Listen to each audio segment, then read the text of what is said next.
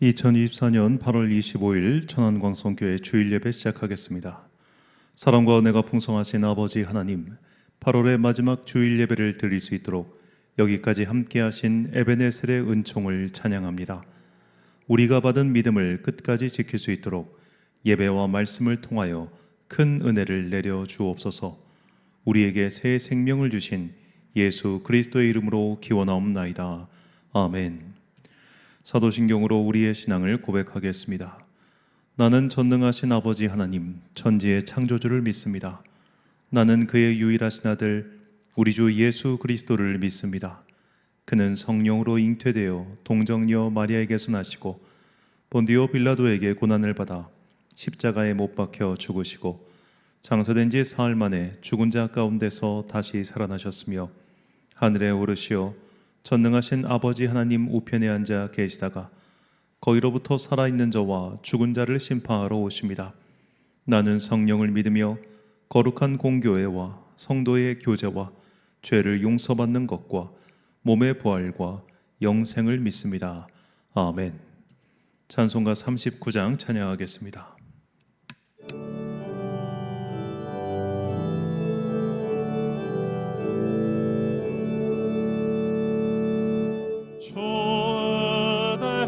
받으려 모인 성도들 주 계신 뜻 깨닫게 하옵소서. 내 고통의 멍에를 다 벗게 되니 날 구속하신 이름 찬양하리. 주 우리를 곁에서 인도하시니 그 거룩한 나라가 이루어지네. 저 마귀와 싸워서 늘 승리하니 큰 영광 주께 돌려 찬양하리. 우리의 방패와 장검 되시니 나 승리의 주님을 따릅니다. 큰 환난을 당할 때 늘 도우시니 승천가 높이 불러 찬양하리.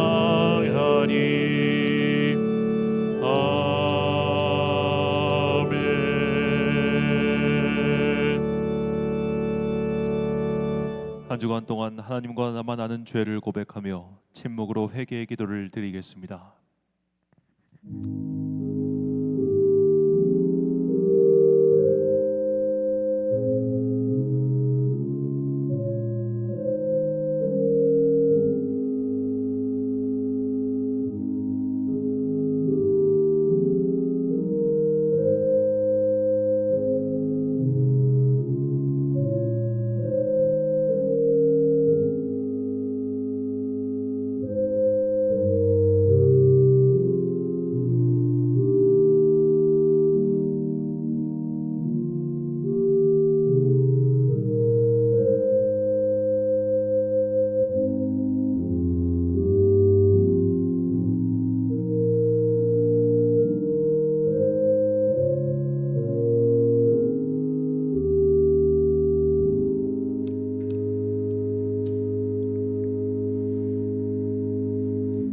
다 함께 공동기도를 드리겠습니다. 사랑과 은혜가 풍성하신 아버지 하나님, 이 시간 우리의 예배와 찬양을 받아 주옵소서. 예배를 통하여 은혜를 베푸사 온 땅에 충만한 주님의 영광을 보게 하옵소서. 우리가 그리스도 예수의 십자가를 자랑할 수 있도록 더욱 충만한 은혜를 내려 주옵소서. 우리가 행동하는 그리스도인이 되길 원하오니 믿음의 힘을 더하사 선한 싸움을 싸워 이기게 하옵소서. 예배 중에 주님의 은혜가 풍성히 임하길 소망합니다. 오늘도 영혼의 문을 열어 주님의 말씀을 듣게 하시고 그 말씀을 영혼 가운데 새겨 주옵소서. 우리 교회뿐만 아니라 모든 교회에 복을 내려주사 각자의 자리에서 주님께서 주신 사명을 감당하며 마침내 주님께 칭찬을 받는 주의 자녀들이 되게 하옵소서. 우리가 주님께서 기뻐하시는 일을 행하며 감당할 수 있도록 성령님의 은혜를 내려 주옵소서. 우리 교회를 새로운 예배의 자리로 인도하심에 감사드립니다. 새로운 곳에서 새로운 비전을 품고 새로운 마음으로 주님의 사명을 감당하는 교회가 되길 원하오니 교회 이사의 모든 과정을 주님께서 인도하시고 주관하여 주옵소서. 이 나라와 민족을 불쌍히 여기사 선한 길로 인도하옵소서. 정쟁과 다툼이 그치고 한 마음으로 세계적 난관을 헤쳐나가는 지혜로운 나라가 되길 소망합니다. 우리가 뿌리를 내린 이 나라를 위하여 포기하지 않고 기도하는 성도로 남게 하옵소서. 이 시간 오직 주님만 영광 받으시고 우리에게는 넘치는 은혜와 축복의 시간이 되게 하옵소서. 이 모든 간구와 함께 주님의 은총과 자비를 구하며 주님께서 가르쳐 주신 기도를 드리오니 하늘에 계신 우리 아버지, 아버지의 이름을 거룩하게 하시며 아버지의 나라가 오게 하시며 아버지의 뜻이 하늘에서와 같이 땅에서도 이루어지게 하소서. 오늘 우리에게 일용할 양식을 주시고 우리가 우리에게 잘못한 사람을 용서하여 준 것 같이 우리 죄를 용서하여 주시고 우리를 시험에 빠지지 않게 하시고 악에서 구하소서. 나라와 권능과 영광이 영원히 아버지의 것입니다. 아멘.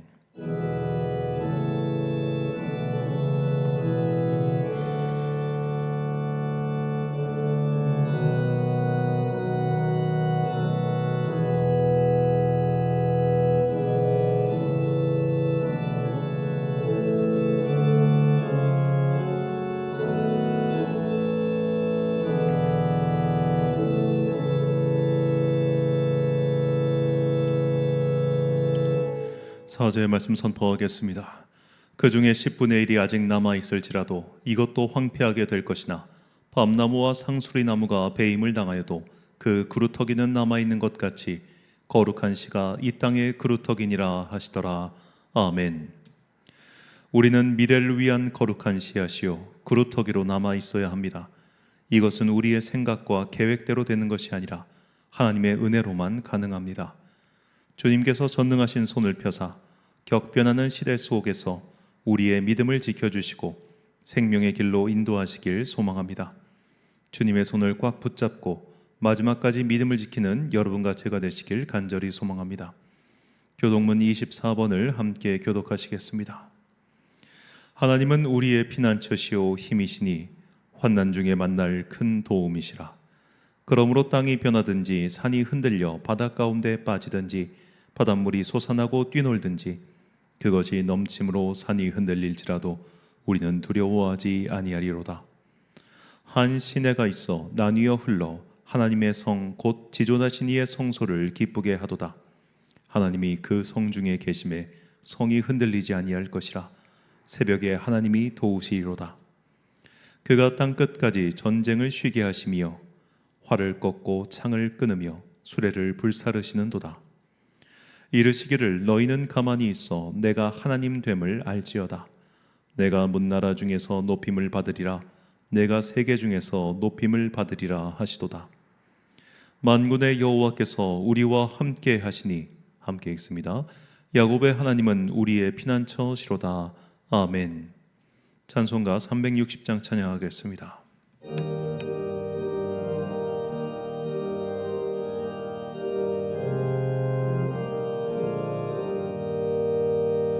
행군 나팔 소리에 주의 호령 났으니 십자가의 군기를 높이 들고 나가세.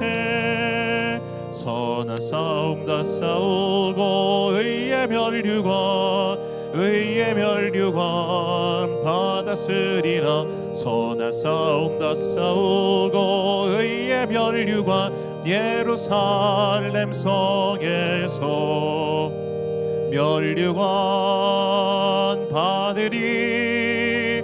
저 요단강 건너 우리 싸움 마치는 날 의의 멸류관 예루살렘 성에서 마귀 권세를 모두 깨쳐버리고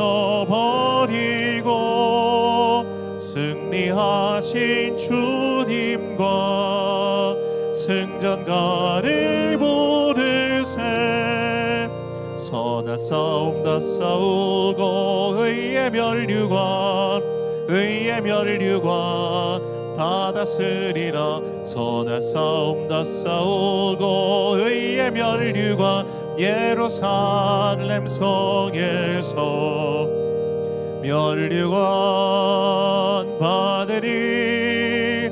저 요단강 건너 우리 싸움 마치는 날 의의 멸류관 예루살렘 성에서 할 길 마치고 싸움 모두 마치노.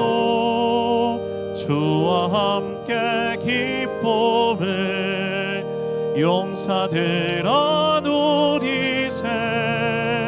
선한 싸움 다 싸우고 의의 멸류관 받았으리라. 선한 싸움 다 싸우고 의의 멸류관 예루살렘 성에서 멸류관 받으리. 저 요단강 건너 우리 싸움 마치는 날 의의 멸류관 예루살렘 성에서.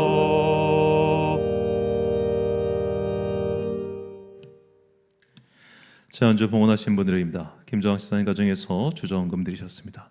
감사헌금 한상철 집사님 가정에서 드리셨고요. 성교헌금 오영은 집사님 가정에서 드리셨습니다. 건축헌금 오영은 집사님 일천번제헌금 드렸습니다. 그동안 우리 교회를 위해서 계속해서 기도해 주시고 특별헌금 해주신 온양제일교회 백만기 목사님께서 전주 예일교회 담임 목사로 보임하셨습니다. 이제 오늘 그 온양교회 사임하시고 9월 첫째 주부터 전주예일교회 담임 목사로 보임하십니다. 백만기 목사님께서는 제 대학교 선배님이신데 대학 시절에는 저보다 한참 선배님이셔가지고 좀 어려운 선배님이셨어요. 그런데 여기 지역에서 만나서 부목사로 이게 작은 교회에 자기 부목사 수입에서 일부를 정기적으로 헌금하는 게 정말 어려운 일입니다. 근데 이분이 이 전남 광주에서 부목사 하실 때 자기가 이제 모셨던 담임 목사님께서 일찍부터 그렇게 훈련을 하셨대요. 네가 아무리 부목사고 또 수입이 적어도 항상 네가 받은 몫에서 그것을 다른 사람을 위해서 사용해라. 그래서 이분이 처음 개척했다는 소식을 들은 때부터 지금까지 우리 교회에 계속해서 정기적으로 이렇게 헌금을 하셨습니다. 너무나 감사하고 항상 기도했는데 이렇게 좋은 소식 또 들려서 저도 정말 기쁩니다. 전주 예일교회에서 목회하실 앞으로 이 백만기 목사님 사역 위에 주님께서 큰 은총 내려주시기를 함께 기도해 주십시오. 우리 교회 새성전 이전 안내입니다. 주소는 아산시 운봉면 산동리 1065번지 301호입니다. 이 3층 전체를 쓰는데 일단 301호라고 표기를 했습니다. 우리 함께 기도할 제목은 이 새로운 처소로 이전하는 모든 과정이 순조롭도록 기도해 주십시오.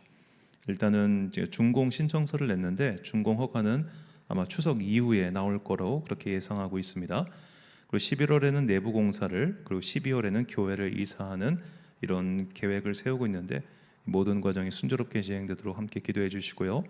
또한 새로운 곳에서 우리 교회에게 새로운 비전을 내려주시기를 함께 기도합시다. 그리고 현재 예배 처소에 들어올 새로운 세입자가 결정되도록 또 함께 기도해 주십시오.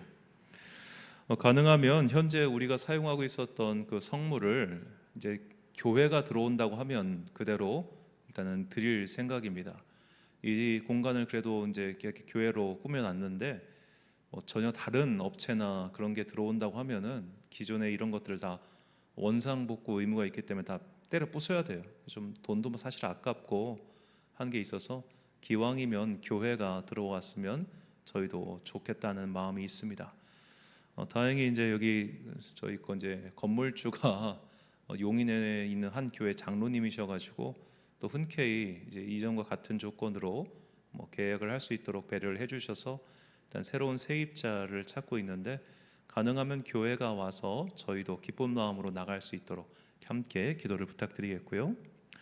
자, 일단 그 새성전 안내도입니다. 야외 테라스가 50평이고 실내가 58평 정도 되는 규모입니다. 그리고 이제 나가면은 엘리베이터가 있고 화장실이 있는데요. 이 화장실은 이제 공용 공간이 되겠고요. 이 실내를 어떻게 이제 좀 구체적으로 만들까는 조금 생각 중에 있습니다. 야외 테라스는 저희 아파트에서도 훤히 보이는 곳이기 때문에 여기를 잘 꾸미면 굉장히 가시 효과도 확실해가지고 여러모로 교회의 사역에 보탬이 될 것 같습니다. 이 새로운 성전의 자세한 내용들을 계속해서 알려드리겠으니 함께 기도해 주셔서 이제 그곳에서 새로운 비전을 품고 새로운 예배를 시작하는 모든 일정이 오직 주님께만 영광 돌리게 되기를 간절히 소망합니다. 드린 예물 위하여 봉헌 기도 드리겠습니다. 사랑과 은혜가 풍성하신 아버지 하나님, 벌써 8월의 마지막 주일을 우리에게 허락해 주시니 감사합니다. 무더운 여름 우리와 함께 하신 임마누엘의 주님, 이제 이 가을에도 우리와 더욱더 함께 하사 풍성한 은혜를 내려주실 것을 믿습니다. 각 가정에 있는 그 간절한 소망을 주여 들어주시옵소서. 질병으로 인해 고통당하고 있는 자가 있다면 그들에게 치유의 손길을 내려 주옵소서. 우리와 그동안 함께 하신 백만기 목사님, 이 지역에서 목회 잘하시고 전주로 새로운 사역을 하러 출발하십니다.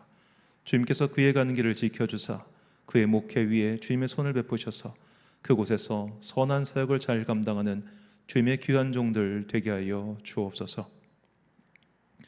우리 교회의 새로운 비전과 새로운 예배 조서를 허락해 주셔서 감사합니다.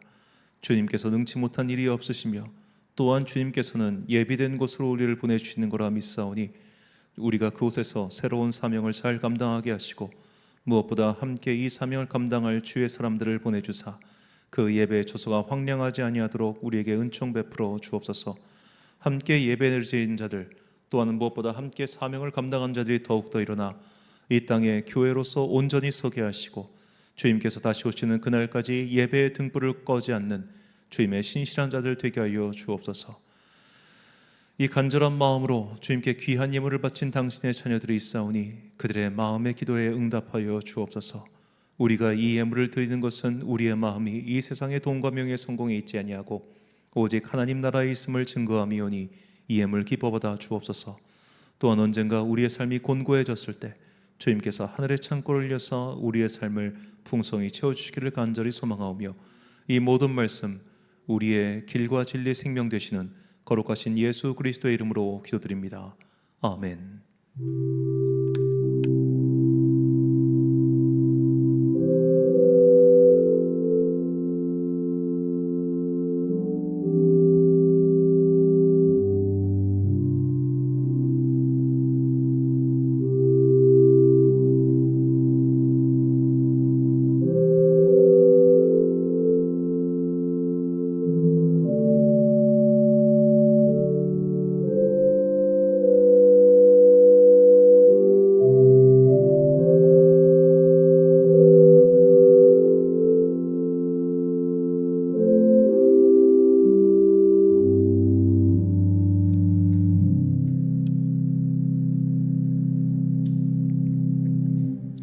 오늘 우리에게 주시는 하나님의 말씀 에스겔 11장 15절부터 21절까지 말씀입니다.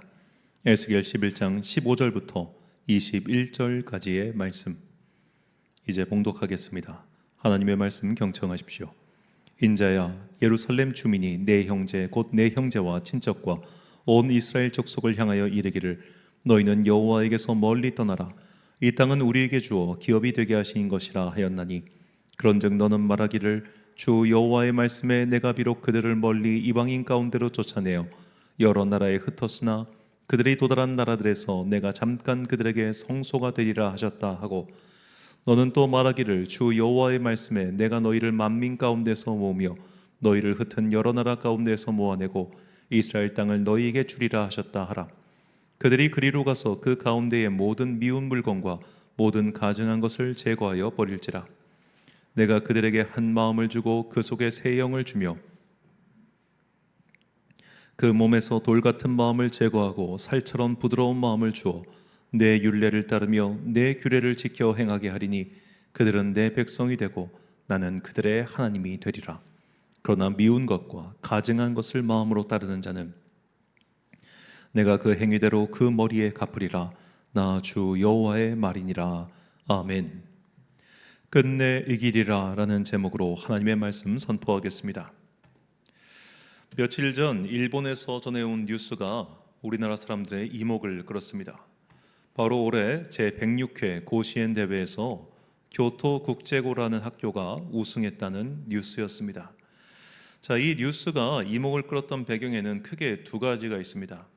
첫째로는 이 고시엔, 한자어로는 갑자원이라고 불리는 이 대회의 규모 그리고 역사 때문입니다. 이 고시엔은 우리식으로 말하면 일본 전국 고교 야구 대회라고 할 수 있겠습니다. 무려 3,400개 넘는 전국의 고등학교가 이 예선 토너먼트에 참가하고 예선 토너먼트에서 지역 대표로 뽑힌 64개 고등학교가 본선 토너먼트를 또 치르게 됩니다. 이 토너먼트에서 최종 우승하는 게 고시엔 대회예요. 그러니까 이 토너먼트만 여름 내내 치르고 우승하는 거니까 이게 얼마나 많은 스토리와 이야기를 만들어내겠습니까? 일본에서 유명한 그 프로야구 선수들은 모두 다 이 고시원에서 두각을 나타냈던 선수라고 해도 과언이 아닐 겁니다. 이 경기의 시청률이 무려 20%에 달할 정도로 이 고시엔 토너먼트 경기는 일본인에게 굉장히 인기 있고 또 유명한 경기입니다. 자, 이 뉴스에서 이제 두 번째로 주목을 끈 것은 바로 이 올해 우승한 이 교토 국제고등학교가 바로 제1교포들이 세운 학교라는 겁니다. 이 교토 국제중고등학교가 정식 명칭인데요. 1947년 제1교포들의 자발적인 모금으로 설립된 교토 조선중학교가 전신입니다. 이 학교는 일본 정부로부터는 인가를 받지 못했는데 오히려 한국 정부에게 먼저 인가를 받았습니다. 그리고 20년 전 일본 정부로 인가를 받으면서 학교 이름을 교토국제중고등학교로 바꿨습니다. 자, 이 교토국제중고등학교는 일단은 국제라는 이름을 붙였지만 여전히 수업은 한국어로 그리고 일본어로 병행해서 진행하고 있으며 그 교과 내용 중에는 한국사도 있다고 합니다. 자, 이들은 이 제1조선인으로서의 정체성을 지키기 위해서 이 학교를 성립했고 이 학교를 지켜왔으며 또 지금까지도 그 정체성을 잃지 않기 위해서 노력하고 있습니다. 비록 전체 학생들 중에 대부분이 일본 국적이지만 그들의 뿌리는 제1조선인인 경우들이 왕왕 있지요. 물론 전혀 그것과 상관없이 순수 일본인들이 이제는 더 많다고 합니다. 왜냐하면 뭐 가보신 분들은 아시겠지만 한국인들이 많이 모여 사는 곳은 오사카입니다. 그리고 그 다음이 도쿄죠. 교토는 원래부터 일본인들이 많이 살던 곳이었기 때문에 교토가 천년 수도라고 해가지고 워낙 일본의 오랜 수도였기 때문에 사실 교토 지방에는 그렇게 한국 사람들이 많지가 않습니다. 그래서 현재는 이 교토 중고등학교가 대부분 일본인으로 구성되어 있지만 그래도 그들은 여전히 그 정체성을 지키기 위해서 한국어로 된 수업과 무엇보다 한국어로 된 교가를 여전히 부르고 있지요. 자, 그래서 이번에 일본 고시엔 대회에서 우승하고 나서 이 교가를 부르는 게 일본 내에서 지금 아직도 시끌시끌합니다. 한국어로 교가를 제창했으니 일본 사람들이 굉장히 특히 일본 우익 세력이 굉장히 기분 나빠하는 거예요. 그래서 이제는 이 학교 인가를 취소해라 마라 뭐 기타 등등의 이야기까지 나오고 있다고 합니다. 자, 이 한국어로 된 이 학교의 교가 1절과 4절 가사가 다음과 같습니다. 1절 가사입니다. 동해바다 건너서 야마토 땅은 거룩한 우리 조상 옛적 꿈자리, 아침 저녁 몸과 덕 닦은 우리의 정다운 보금자리 한국의 학원. 4절 힘차게 일어나라 대한의 자손, 새로운 희망길을 나아갈 때에 불꽃같이 타는 맘 이국 땅에서 어둠을 밝히는 등불이 되자. 자, 이 학교의 현재 교장인 백승환 선생님의 인터뷰를 들으면 이분들이 얼마나 한국인의 정체성을 지키기 위해 분투하고 있는지를 알 수 있습니다. 조선인 3세, 4세들이 일본인으로 귀화를 하긴 했지만 그럼에도 한국어로 수업을 하고 있죠. 우리가 그 제일 한국인 출신의 일본 국적을 가지신 분들이 한국 와서 예능 활동이나 스포츠이나 연기자로 이렇게 하는 걸 왕왕 볼 수 있는데 그분들의 한국어 발음이 어떻습니까? 어색하죠. 굉장히 어색합니다. 자, 그런데도 계속해서 이 학교는 한국어 수업을 병행하고 있는 거예요. 정체성을 지키기 위해 몸부림을 치고 있다는 겁니다. 무려 77년 동안 말이죠. 이 야구부를 만든 것도 결국 일본 교육과정에 편입하기 위한 방법이었습니다. 그 전에는 일본 교육과정에 편입을 못하다 보니 어떻게 하면 이 학교 출신은 다 검정고시를 치러야 했다는 거예요. 고등학교를 졸업하고 나서도. 자, 그렇게 열악한 환경 속에서도 그들은 열심히 싸워왔습니다. 이 일본의 사정을 모르는 분들 중에는 그러니까 제1조선인, 일본으로 건너가서 정착한 한국인들이 일본인으로 귀화한 것에 대해서 비판하는 사람들이 있습니다. 왜 끝까지 한국인의 정체성을 지키지 못하고 일본으로 귀환하였느냐 라면서 손가락질하는 것이죠. 그러나 그것은 일본인들이 외국인들에 대한 정책을 어떻게 하고 있는지를 모르기 때문에 하는 말입니다. 자, 그러니까 아마 제일 한국인 출신 중에 우리나라 사람들에게 제일 유명한 사람 중 한 명이 이 소프트뱅크의 손정희 회장일 거예요. 이 손정희 회장이 이 제일 한국인 출신 중에선 제일 부자일 텐데 이 제일 한국인들은 모두 소프트뱅크 휴대폰을 통신사를 사용한다고 합니다. 이유인즉 일본인으로 귀화하지 않으면 휴대폰을 개통할 수가 없다고 하더라고요. 그러니까 정책적으로 너희가 일본인이 안 될 거야라고 하면 정말 집요하게 괴롭히기 때문에 이 자이니치 문제는 사실 1960년대 굉장히 심각한 문제였어요. 차별과 억압이 정말 대단했습니다. 그 당시에 이 제1조선인, 그러니까 자이니치를 도와준 게 북한이었어요. 우리나라는 사실 그때 되게 좀 약간 외면했었고 그러다 보니까 그때 이제 일본에 있는 제일 그 조선인들과 북한과의 사이가 되게 좋아졌던 것이고 그게 지금까지도 약간 이어오고 있는 겁니다. 여하튼 이 시간 역사 설명은 너무 긴데 자, 이렇게 제1조선인들은 일본 정부로부터 지속적으로 탄압과 억압을 받아왔습니다. 그리고 그것은 현재까지도 이어져 오고 있다고 하더군요. 이런 상황 속에서 귀화하지 않고 버티는 게 얼마나 힘들었겠습니까? 결국 그들은 행정 편의상 어쩔 수 없이 귀화한 분들도 있지만 그럼에도 불구하고 이렇게 정체성을 지키기 위해서 고분분투하는 사람들이 참 많다는 겁니다. 이런 거를 모르면서 함부로 우리가 우리의 잣대로 비판하면 안 되겠지요. 자, 감사하게도 이번 고시엔 대회를 통해 이 학교 교가의 4절 가사처럼 이들은 이국 땅에서 어둠을 밝히는 등불처럼 우뚝 솟았습니다. 아무쪼록 이 학교가 지금처럼 처음 마음 그 정체성을 끝까지 지키는 선례로 남기를 바라고 기도해야겠습니다. 벌써 일본 우익 세력들이 이 학교 인가 취소하라고 난리를 치고 있는데 현재 일본 정부가 굉장히 인기가 없거든요. 그런 상황에서 우익들의 손을 들어서 이 학교에 손을 댈까 저는 오히려 그게 더 염려됩니다. 그러니까 고시엔 대회 우승해서 기쁘긴 하지만 이 일로 인해서 유명세를 얻고 주목을 받게 되니까 오히려 역으로 차별과 억압을 당할까 그게 걱정돼요. 자, 한 사람의 자아 정체성이 형성되는 시기는 대략 9세부터 15세 사이라고 합니다. 이 시간을 어디서 보냈냐에 따라 첫째로 그 사람의 언어가 결정되고 두 번째로 그 사람의 문화적 습관이 정해지죠. 그 시기를 보낸 국가 혹은 문화권이 그 당사자의 평생 정체성을 결정한다는 겁니다. 하지만 정체성 형성의 중요한 시기를 그렇게 외국에서 혹은 그 문화권에서 보냈다고 하더라도 수십 년에 걸쳐 다른 문화권에 편입되었다면 과연 그 정체성을 끝까지 지킬 수 있겠습니까? 무엇보다 그 정체성이 대를 이어갈 수 있을까요? 하나님께서는 너희가 다른 문화권, 다른 상황 속에 처한다 할지라도 정체성을 지키기를 원하십니다. 그러니까 우리가 이 세상 나라 속에 보냄받은 하나님의 자녀죠. 이 세상 자녀 속에서 세상 사람들 속에서 보냄받았으므로 우리는 살다 보면 자꾸만 세상 사람들과 똑같은 정체성을 가지게 될 확률이 매우 높다는 겁니다. 그런데 하나님께서는 우리가 그들과 같은 환경 속에 있다 하더라도 그들의 정체성을 따라가기를 원하지 않으시고 내가 너희에게 준 너희의 정체성, 하나님의 자녀됨의 정체성을 끝까지 지키길 원하신다는 것이죠. 자, 그러나 세상은 우리를 계속해서 정체성을 바꾸도록 요구하고 억압하고 있습니다. 자, 이거에 대한 좋은 선례가 바로 포로로 끌려간 이스라엘 민족에게 벌어진 일이죠. 바벨론의 포로로 끌려간 이스라엘은 그들의 정체성의 위기를 맞이했습니다. 그들은 더 이상 이스라엘 땅에 살지 않았고 이스라엘의 문화를 유지할 수 없었으며 기존과는 다른 생활 습관 속으로 들어가야만 하는 상황이었습니다.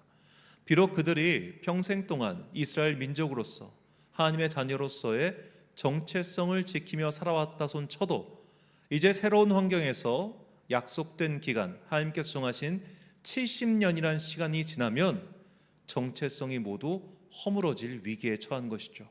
어른들은 그나마 과거 9세부터 15세 사이에 이 정체성 형성의 시기를 그렇게 보냈으니 어떻게 해서든 정체성을 지킬 수 있었을 겁니다. 그러나 새롭게 태어나는 세대들, 새롭게 태어나는 자녀들, 그리고 어린 자녀들이 과연 그 정체성을 유지할 수 있었겠습니까? 그러니까 굉장히 민족의 존속에 달린 어려운 환경 속에 처했던 것이죠. 자, 무엇보다 이스라엘 민족의 정체성 형성을 귀탱하는 가장 큰 기둥, 가장 큰 요소 중 하나가 바로 예루살렘 성전이었는데 그 예루살렘 성전이 바벨론에 의해서 완전히 무너지지 않았습니까? 그러니까 정말로 어디를 둘러봐도 그들은 자기들의 정체성을 유지할 만한 그런 기둥, 뚜렷한 것들 이런 게 없었던 상황인 거예요. 자, 이런 상황에서 하나님께서는 에스겔 선지자를 통해 내가 너희에게 너희의 그 정체성, 하나님의 자녀로서의 정체성을 지킬 방법을 가르쳐 줄게라고 하시며 오늘 이 말씀을 전하십니다. 오늘 본문 16절 말씀입니다. 그런즉 너는 말하기를 주 여호와의 말씀에 내가 비록 그들을 멀리 이방인 가운데로 쫓아내어 여러 나라에 흩었으나 그들이 도달한 나라들에서 내가 잠깐 그들에게 성소가 되리라 하셨다 하고 아멘. 자, 성전을 잃어버리고 정체성이 사라질 위기에 처한 이스라엘 민족, 포로된 유다 백성들에게 하나님께서는 새로운 방법을 알려주십니다. 새로운 성전이 세워지기 전까지 내가 너희들의 성전이 되어주겠다는 말씀이었습니다. 내가 너희의 새로운 성소가 될 것이니 너희는 비록 이방인의 땅에서 정체성을 잃을 위기에 처했다 할지라도 이것을 끝까지 지키며 살아라 라고 하신 것이죠. 그러나 인간은 물리적 존재입니다. 하나님은 영이시지만 인간은 영과 육 모두가 있죠. 우리는 물리적 환경에 영향과 지배를 받고 있습니다. 우리는 보는 것에 영향을 받고 만지는 것에 영향을 받습니다. 우리는 우리의 생각보다 훨씬 더 물리적인 것들에 큰 영향을 받지요. 그래서 환경이 바뀌면 마음이 바뀌고 사람이 변하는 겁니다. 이런 상황에서 하나님께서 우리의 새로운 성소가 되어주신다. 이것은 과연 무엇을 뜻할까요? 바로 이스라엘 민족이 언제 어디서나 예배를 드리는 사람으로 하나님의 사람으로 남을 수 있도록 그렇게 정체성을 지킬 수 있도록 당신의 영, 곧 성령님을 보내주사 너희 각 사람이 하나님의 마음을 깨닫도록 도와주신다는 것입니다. 본문 19절과 20절 말씀입니다. 내가 그들에게 한 마음을 주고 그 속에 새 영을 주며 그 몸에서 돌 같은 마음을 제거하고 살처럼 부드러운 마음을 주어 내 율례를 따르며 내 규례를 지켜 행하게 하리니 그들은 내 백성이 되고 나는 그들의 하나님이 되리라. 아멘. 하나님께서 이스라엘의 새로운 성소가 되어 주셨습니다. 그리고 새로운 영, 곧 성령을 보내주셔서 이스라엘 민족이 새로운 환경, 상황 속에서도 자신들의 정체성을 잃지 않도록 도와주셨습니다. 이것이 하나님께서 믿는 자들의 정체성을 지켜주시는 방법입니다. 하나님께서 우리의 성소가 되시고 우리의 영혼 빈자리를 당신의 은혜로 채워주실 때 우리는 언제 어디서나 하나님을 예배하는 자녀로서 믿음의 자녀로서의 정체성을 잃지 않고 살 수 있는 겁니다. 자, 이렇게 믿음의 정체성을 잃지 않고 살았던 그 실예가 바로 다니엘과 그의 친구들입니다. 에스겔이 포로로 끌려갔던 그 시기에 다니엘과 친구들은 에스겔보다 더 어린 나이에 바벨론의 궁궐로 배속되었습니다. 어쩌면 에스겔을 비롯한 이스라엘 사람들이 더 좋은 환경이었을 수 있습니다. 왜냐하면 그들은 아마도 유대인 집락촌을 이루어서 그렇게 살았을 환경이 매우 농후하기 때문이에요. 이 에스겔서를 보면 내가 아하와 강가에서 외치고 할 때 사람들이 함께 하고 있거든요. 그걸 봤을 때 아마도 에스겔은 이스라엘 피난민 공동체라고 해야 될까요? 끌려온 사람들끼리 나름 마을을 이루었을 것이고 그곳에서 하나님의 말씀을 전하는 그런 일을 했을 가능성이 높습니다. 그런데 다니엘과 그 친구들은 그런 게 아니었잖아요. 가장 바벨론스러운, 가장 이방인스러운 그 공간에, 그것도 어린 나이에 그들을 지켜줄 그 누구도 없이 그들은 완전히 내어진 상태였습니다. 무엇보다 그들은 아직 어렸습니다. 그 말인즉슨 자아 정체성을 형성하는 가장 중요한 시기에 이방 문화에 완전히 노출된 상황이었다는 것이죠. 자, 그런데도 불구하고 다니엘은, 그리고 그의 친구들은 분명히 뜻을 정합니다. 그 이방의 중심에서, 완전히 노출된 그 현장에서 나는 그 정체성에 영향을 받지 않겠다고 말이죠. 다니엘 1장 8절과 9절 말씀입니다. 다니엘은 뜻을 정하여 왕의 음식과 그가 마시는 포도주로 자기를 더럽히지 아니하리라 하고 자기를 더럽히지 아니하도록 환관장에게 구하니 하나님이 다니엘로 하여금 환관장에게 은혜와 긍휼을 얻게 하신지라. 아멘. 자, 다니엘은 채식주의자가 되기를 결정한 게 아닙니다. 그리고 우리가 가끔 누군가 하시는 말씀처럼 이방 신에게 바친 제사 음식이기 때문에 그것을 먹지 않겠다, 그런 것도 사실은 아니에요. 정확하게는 유대인의 그 정결 예식에 따른 코셔, 그러니까 이런 정결 예식에 따른 음식이 아니기 때문에 내가 입을 대지 않겠다는 겁니다. 자, 조리를 해서 뭘 뿌려 놓으면 이게 소고기인지 양고기인지 염소고기인지 돼지고기인지 어떻게 구분을 하겠습니까? 생선이 올라왔는데 이게 비늘이 있는 건지 없는 건지 내가 그걸 어떻게 알겠어요? 그건 요리하는 사람이 알지. 더군다나 이게 피기를 다 뺀 건지 남아 있는 건지 그걸 또 어떻게 알겠습니까? 그러니까 아예 내가 고기류를 먹지 않겠다, 그냥 채소류만 먹겠다, 그렇게 결정을 한 겁니다. 어떻게 보면 궁여지책이죠. 이런 상황 속에서도, 이렇게 어려운 상황 속에서도 내가 유대민족으로서, 하나님의 자녀로서 그 율법과 계명을 지키고자 하는 그 정체성을 지키고자 그들은 발버둥을 친 것이고 하나님께서는 그들의 의지와 결단에 응답해 주신 것이죠. 또 다른 다니엘의 노력이 바로 다니엘서 6장에 나옵니다. 6장 7절과 10절 말씀. 나라의 모든 총리와 지사와 총독과 법관과 관원이 의논하고 왕에게 한 법률을 세우며 한 금령을 정하실 것을 구하나이다. 왕이여, 그것은 곧 이제부터 30일 동안에 누구든지 왕 외에 어떤 신에게나 사람에게 무엇을 구하면 사자굴에 던져 넣기로 한 것이니라. 다니엘이 이 조서에 왕의 도장이 찍힌 것을 알고도 자기 집에 돌아가서는 윗방에 올라가 예루살렘으로 향한 창문을 열고 전에 하던 대로 하루 3번씩 무릎을 꿇고 기도하며 그의 하나님께 감사하였더라. 아멘. 자, 이때는 바빌론이 망하고 페르시아 왕국이 들어섰을 때였습니다. 다니엘은 바빌론에서도 고관이었고 페르시아에서도 고위 관료에 올랐습니다. 그 모습을 못마땅해 봤던 다니엘의 정적들은 다니엘의 습관을 연구했고 그가 항상 하루에 3번씩 예루살렘을 향하여 기도하는 것을 발견합니다. 그리고 왕을 속여서 한 법령을 세우게 만들죠. 앞으로 30일 동안 왕 외에 다른 신에게 기도하면 저 사람을 죽여라, 사형시켜라 라는 법령을 만든 겁니다. 자, 30일이라고 하는 제한이 생겼습니다. 30일 동안만 기도하지 않으면 됩니다. 그러나 다니엘은 그렇게 하지 않지요. 자, 이 법령을 세운 다니엘의 정적들도 저 인간은 30일 동안 기도를 참을 수 있는 인간이 아니다. 쟤는 반드시 기도할 인간이다. 그래서 이런 법령을 세운 거죠. 이런 함정을 판 겁니다. 다니엘의 믿음은 적들도 인정하는 믿음이었다는 것이죠. 다니엘은 이렇게 자신의 정체성을 지키기 위해 싸웠습니다. 어릴 때부터 늙어서까지 그는 어떠한 상황에도 핑계대지 않고 그 정체성을 지키기 위한 믿음의 싸움을 계속했죠. 만약 우리였다면 어땠을까요? 상황이 이러니 어쩔 수 없어서 고기를 먹어야겠다라고 먹지 않았을까요?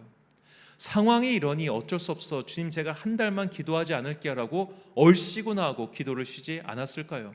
마치 코로나가 터지니까 얼씨구나 하고 교회를 안 나오는 사람들처럼 우리도 마치 핑계 댈 것만 있다면, 여건만 된다면 이 핑계 저 핑계를 대면서 그리스도인으로서의 정체성을 한 발음 뒤로 한 채 어쩔 수 없어 라고 하면서 그렇게 살지 않았을까요? 돈을 벌기 위해서는 어쩔 수 없어, 술 마셔야지. 이렇게 관계를 유지하기 위해서는 어쩔 수 없어, 좋은 데 가야지. 경제 생활을 하기 위해서는 어쩔 수 없어, 이렇게 살아야지. 그런 식으로 핑계를 대면서 그리스도의 정체성을 점점 뒤로 하고 세상 사람들과 똑같은 모양으로 살고 있는 것이 오늘날 우리의 믿음의 상태 아니겠습니까? 다니엘의 이런 모습, 끝까지 정체성을 지키기 위해 고분분투하는 자, 바로 그런 자에게 하나님께서는 그들의 성소가 되어주시며 새 영을 주셔서 그들의 마음을 지켜주시고 함께해 주신다는 겁니다. 자, 이렇게 다니엘이 좋은 선례를 남겨서 끝까지 믿음의 정체성을 지켰기 때문에 저는 추측하기로 페르시아의 그 다음 왕들이 유대인들에게 우호적인 정책을 허락해 준 것이라 그렇게 생각합니다. 그러지 않고서는 아무리 페르시아가 각 민족의 자율성을 중요시하는 나라라 할지라도 저쪽에다가 성벽 세우고 성전 세우고 도시를 재건하는 것을 용인해 주겠습니까? 더군다나 계속해서 빗발치는 상소가 올라오는데 결국 나중에 느헤미야와 에스라가 그렇게 자유롭게 그동안 페르시아 왕의 전폭적인 후원 속에서 그 일을 마무리할 수 있었던 것은 바로 이런 다니엘처럼 끝까지 정체성을 지킨 신실한 자들의 노력이 있었기 때문이었다고 저는 믿습니다. 자, 이틀 전 거룩한 방파제 기도회가 파주 오산리 기도회에서 열렸습니다. 이날 집회의 메시지와 기도 내용을 간략히 요약하면 우리가 앞으로도 기독교인으로서 정체성을 지킬 수 있도록 하나님께서 도와달라는 기도였습니다. 사탄과 그의 수하들은 교묘한 방법으로 우리의 정체성을 흔들고 있습니다. 이것이 마치 최신이고 최선이며 가장 좋은 길인 양 그렇게 유혹하죠. 동성애는 선택이다. 동성애는 인권이다. 라면서 말입니다. 자, 요즘 애들 용어 중에 이 개근 거지라는 말이 있다고 합니다. 과거 제가 학교 다녔던 시대처럼 이 개근상을 높이 쳐주는 시대는 갔죠. 현장 학습 신청서를 내고 학기 중에 외국 여행 한 번 다녀오는 것을 당연하게 생각합니다. 그런데 외국 여행 갈 돈도 없으니 개근하는 것 아니냐라는 식으로 애들이 놀린다고 하네요. 성실함이 미덕인 시대가 사라진 겁니다. 저는 교회도 마찬가지라는 생각이 들었습니다. 저는 다 그렇습니다만 저와 저보다 어린 세대는 주일 성수는 반드시 지켜야 한다는 분위기 속에서 자랐습니다. 어디를 여행 가더라도 주일은 반드시 지켜야 한다는 생각을 하셨기 때문에 다들 여행 가셔도 토요일 날 돌아오시거나 혹은 주일 날 예배 다 드리시고 그렇게 출발을 하셨죠. 그러나 지금은 그렇지 않은 것 같습니다. 해외여행 가느라 가족여행 가느라 주일에 한 번 빠지는 것 정도는 당연하게 생각하는 분들이 점점 늘고 있습니다. 오히려 주일을 꼬박꼬박 지키는 사람들을 은연중에 낮게 보는 문화가 생기는 것 같다는 느낌도 듭니다. 너 그렇게 주일 성수 꼬박꼬박 지키면 목사님이 너 우습게 여겨. 저 이렇게 말하는 성도도 봤습니다. 저는 예전 교회에서 여름만 되면 골프 여행 간다고 한 달 동안 교회 안 나오시는 장로님도 뵌 적이 있습니다. 1년 중 20일 정도는 가족들과 해외여행 가시느라 빠지는 장로님 네 분도 배웠습니다. 물론 이분들의 빈자리가 더 크게 느껴졌던 것은 이분들이 정말 안 빠지는 분들이라서 그래요. 정말 교회 모든 행사에 안 빠지는 분들인데 1년에 한 번 나를 위한 여행, 가족여행 이런 것들 때는 아예 통째로 한 달 혹은 22주 이렇게 쑥쑥 빠지는 분들이 있었어요. 사람들은 그것에 대해서 전혀 문제의식을 갖거나 비판하지 않았습니다. 그럴 수 있지. 그렇게 하셔야지. 그때 교인들의 분위기가 저것이 마치 성공한 인생을 사는 은퇴하신 분의 삶이라고 그렇게 보는 것 같았어요. 그래서 가끔 교회에 빠져줘야 목사님이 너 더 소중하게 여겨. 그런 말을 제 앞에서 했던 것이겠죠. 이제 우리 교회도 부동산 계약도 완료했고 12월까지 교회 이전을 위해 본격적으로 달려가야 합니다. 이 확장 이전이라고 하는 도전 앞에서 저는 이 개척 목회를 시작하며 처음 품었던 마음을 돌이켜봤습니다. 왜 교회가 필요한 걸까요? 왜 교회를 개척하고 목회를 하고 있는 것일까요? 저는 이런 근본적인 물음 앞에 다시 섰습니다. 그리고 처음의 뜻을 분명히 세우게 됩니다. 바로 그리스도인으로서 성도로서의 정체성 확립과 유지를 위해서 교회라는 기관은 반드시 필요하다는 바로 그 뜻입니다. 제가 굳이 그러지 않아도 되는데 처음부터 개척하고 지금까지 제일 신경 쓰는 것 중 하나가 새벽 기도입니다. 제가 새벽 기도 안 한다고 해서 뭐라고 할 사람 없습니다. 왜냐하면 나오는 사람이 없으니까요. 제가 새벽 기도 띄엄띄엄 한다고 해서 손가락질 사람도 없습니다. 그런데도 꾸역꾸역 새벽에 졸음운전 해가면서까지 옵니다. 예전에 이제 제가 살던 집이 교회 근처였을 때는 새벽에 그냥 걸어오면 됐어요. 걸어가면서 잠 깨면 됐는데 지금은 좀 집이 멀어져 가지고 한 중간 절반까지는 잠이 덜 깬 상태로 올 때가 참 많습니다. 그래서 항상 이제 출발하기 전에 기도를 하고 출발을 하는데요. 이제 이렇게 위험하고 스스로 괴롭히는 이 짓을 왜 하고 있을까 제가 생각해 봅니다. 바로 목사로서의 정체성을 그나마 지키기 위해서입니다. 예전에 전도사 시절에 제가 목회 비서를 하면서 여러 교계 관련 일을 하는 그런 기관에서 일하시는 목사님들을 뵌 적이 많습니다. 자, 그런 류의 일을 하는 모든 분들이 그런 것은 결코 아닌데 이 기관에서 사역하시는 분들 중에 목사 느낌보다는 그냥 일반인, 사업하는 사람 같은 느낌을 풍기는 분들이 있었습니다. 그때 제가 모시는 목사님께서 한창 좀 그런, 사실 이런 분들을 그냥 정치꾼이라고 해요. 좀 거칠게 말하면. 자, 그런 분들을 상대하신 후에 저한테 이런 말씀을 하신 적이 있습니다. 목사가 정기적으로 봉사하는 교회가 없거나 정기적으로 설교하지 않으면 저렇게 되는 거야 라고 하셨습니다. 생각해 보니까 이 기관에서 일하시는 분들 가운데서도 주일에 자기가 확실하게 섬기는 교회가 있거나 자기의 사역이 분명히 주일 사역이 있거나 혹은 주일에 파트타임이라도 그 파트타임 섬기는 곳에서 설교를 하시는 분들은 목사로서의 정체성을 지키면서 하셨어요.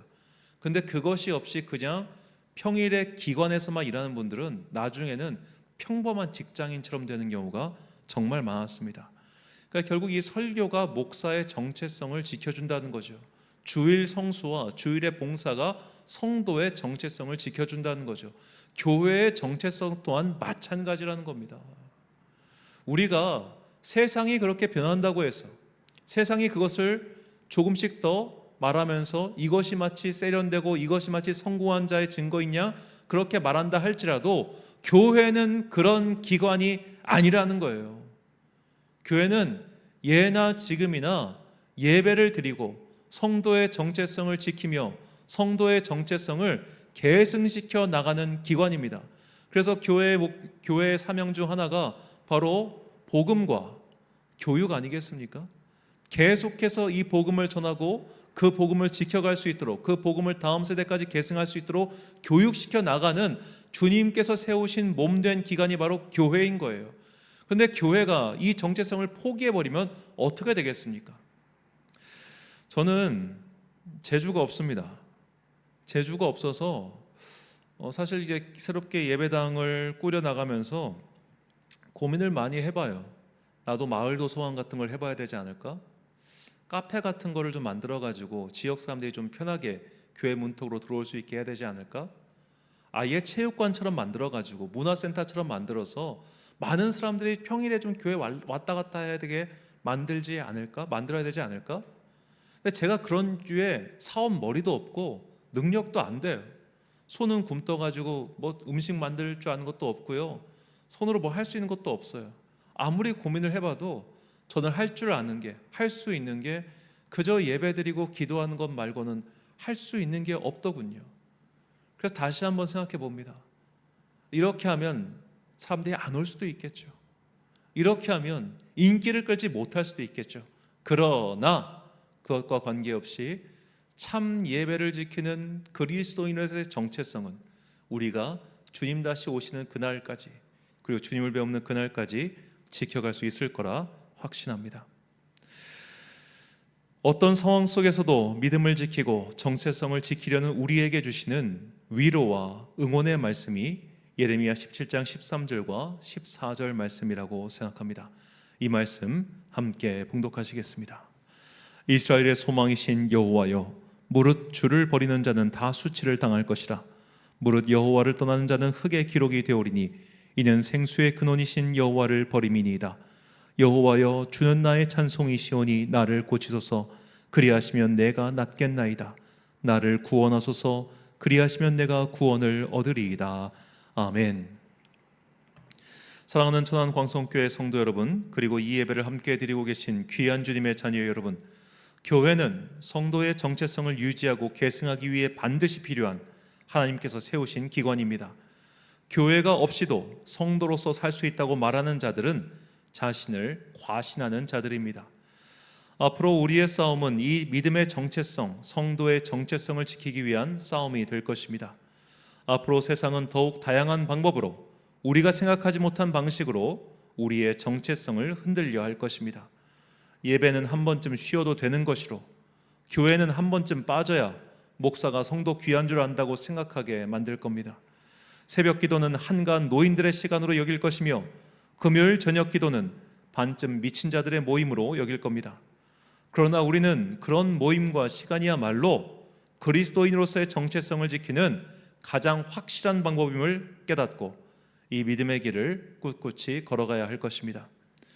우리를 부르신 이 거룩한 부르심에 순종하며 우리의 믿음 생활을 부정하는 시대적 상황을 극복하고 주님께서 우리를 부르시는 그날까지, 그리고 주님께서 다시 오시는 그날까지 하나님의 자녀로서 정체성을 지키며 살아가는 여러분과 제가 되시길, 그리고 끝내 이기는 우리 모두가 되기를 예수님의 이름으로 축원합니다. 함께 이 찬양 세상은 들리고 사람들은 변하여도 나는 주를 섬기리 부르신 후에 축도와 기도로 예배를 마치겠습니다.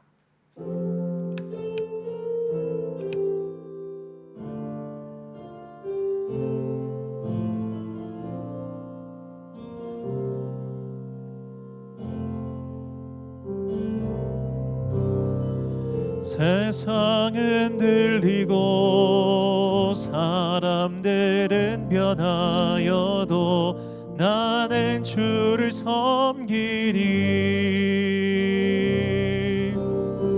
주님의 사랑은 영원히 변하지 않네. 나는 주를 신뢰해. 오직 믿음으로, 오직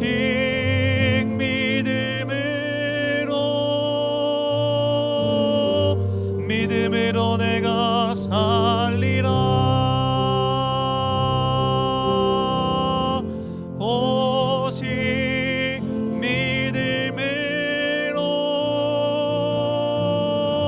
믿음으로 내가 살리라. 믿음은 들리고 사람들 주를 떠나도 나는 주를 섬기리.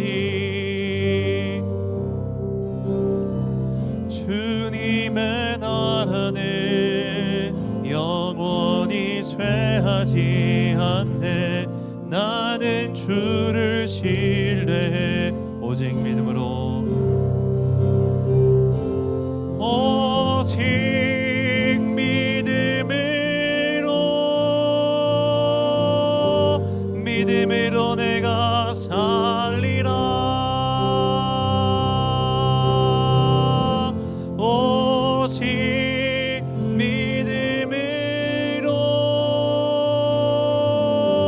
믿음으로 내가 살리라. 오직 의는, 오직 의는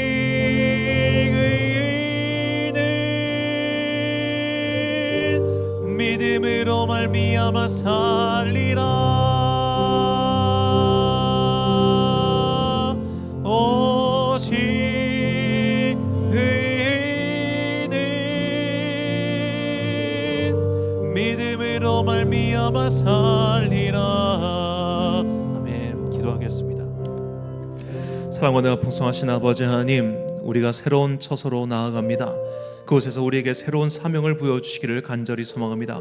무엇보다 우리가 믿음의 정체성을 지키고 그 정체성을 계승해 나가는 주님의 몸된 기관으로서의 역할을 잘 감당하게 하여 주옵소서. 사람들은 예배만 드려서는 안 돼, 다른 것들도 해야 돼, 기도만 해서는 안 돼, 다른 것들도 병행해야 돼, 그렇게 말을 하고 손짓합니다. 그러나 제가 할 수 있는 것이 이것밖에 없으며 또한 이것이 주님을 가장 기쁘시게 하는 일이라 믿습니다. 교회에게 맡겨주신 사명을 끝까지 잘 감당하는 우리 공동체가 되게 하여 주시고, 포기하지 않고 기도하며 포기하지 않고 예배드리며 이 예배의 등불을 끄지 않는 주님의 거룩한 교회 되게 하여 주옵소서. 이렇게 우리가 믿음의 정체성을 지켜나갈 때 어두운 세상 속에서 주님의 등불을 보며 주님께로 돌아오는 자들이 날로 늘어나게 될 것을 믿습니다. 주님께서 부르시는 그날까지 믿음의 정체성을 포기하지 않고 살아가는 주의 자녀들 되기를 간절히 소망하오며, 이 모든 말씀 우리 구주 예수 그리스도의 이름으로 기도드립니다. 아멘. 파송의 말씀 선포하겠습니다. 세상은 다양한 방법으로 우리를 유혹합니다. 그래서 성도의 정체성을 무너뜨리고 자신들과 같은 수준으로 떨어뜨리려 합니다. 사탄의 계획은 언제나 우리에게 유혹적으로 다가온다는 것을 잊지 마시고 믿음의 선한 싸움을 계속하여 부름받은 성도로서 정체성을 지켜나가는 여러분과 제가 되시길 예수님의 이름으로 축원합니다. 축도로 예배를 마치겠습니다. 지금은 우리 주 예수 그리스도의 은혜와 하나님 아버지의 놀라우신 사랑과 성령님의 교통하심이 이제 우리에게 주어진 사명, 곧 성도로서의 정체성을 주님 뵙는 그날까지 잘 지켜나가리라 다짐하는 주님의 귀한 자녀들 머리머리 위에 지금부터 영원까지 함께 하시기를 간절히 축원하옵나이다. 아멘.